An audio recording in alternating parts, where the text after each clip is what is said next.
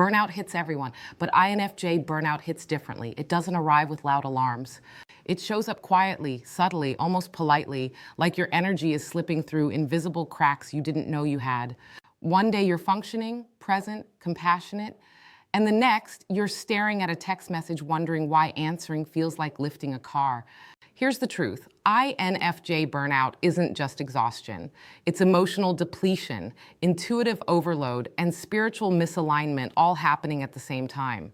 It's the mind whispering, I can't keep absorbing everything, while the heart whispers, but I don't want to let anyone down. Today, I'm unpacking the full anatomy of INFJ burnout, why it hits so hard, how it disguises itself, and the exact steps to reclaim your energy and rebuild your inner world. INFJs don't burn out because they're weak. They burn out because they're built to feel everything. And when you feel everything, the world becomes too loud, long before anyone notices. If you've been running on empty, showing up for others while quietly disappearing within yourself, this is your mirror. Because INFJ burnout is real. And recovering from it requires understanding the psychology and neuroscience behind the INFJ mind.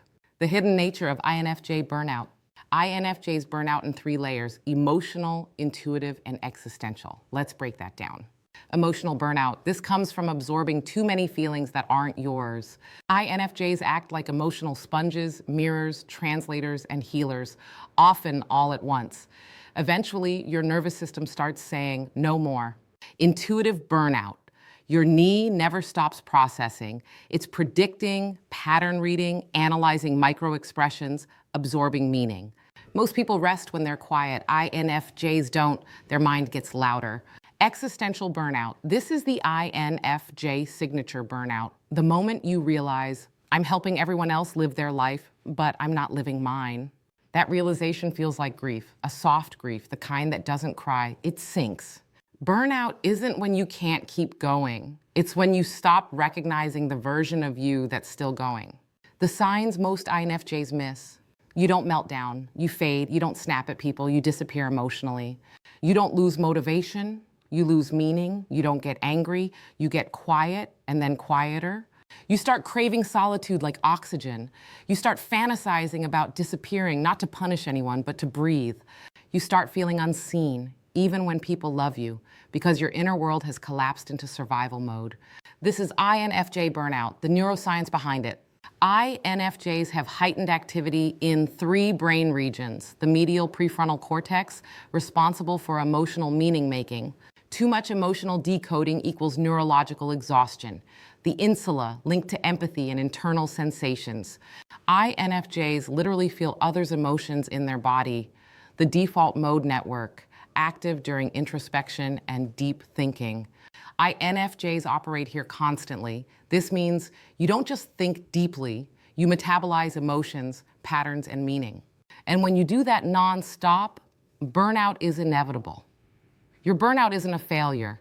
It's evidence that your empathy is working overtime. Why INFJs ignore their own burnout? 1, you're used to carrying emotional weight. 2, you care more about harmony than rest. 3, you don't want to burden anyone. 4, you feel guilty for needing time alone. 5, you believe you can handle just a little more. But here's the truth, INFJs hit burnout silently because they push past their limits quietly. You tell yourself, I can handle this. I don't want to disappoint anyone. They need me. I'll rest tonight. But tonight never comes. The burnout breakpoint. Every INFJ eventually reaches a moment, a tipping point, where the body whispers stop, the mind whispers please, and the heart whispers, I'm tired of being strong. This moment is not weakness. It is the INFJ reboot signal. And recovery begins with one shift: choosing yourself without guilt. The blueprint to reclaiming your energy. Here are the steps, and practical, psychological, and tailored for INFJs. 1, emotional detox. Separate what you feel from what you absorbed. Ask, is this mine or someone else's? This question will change your life. 2, unplug the fae for a moment. Your extroverted feeling function needs quiet, not silence from the world, silence from emotional responsibility. Take 24 hours where you expect nothing from yourself socially. 3, reduce intuitive overload. INFJs need sensory grounding. Touch something cold, Sit in sunlight, walk without analyzing, let your brain return to your body. 4, reclaim your why. Burnout happens when INFJs live externally. Recovery happens when INFJs return internally. Ask, what matters to me, not them? 5, choose one thing to drop. Burnout is less about doing too much and more about holding too much. Release one obligation, one expectation, one emotional debt. This unlocks energy instantly. 6, quiet reconnection. INFJs don't recharge socially. They recharge meaningfully. Choose one person who sees you. Talk slowly. Say one real thing. 7, protect your sensitivity. Your sensitivity is a superpower, but without boundaries, it becomes a leak. Say this phrase out loud. I'm not available for energy that drains me. Your nervous system listens.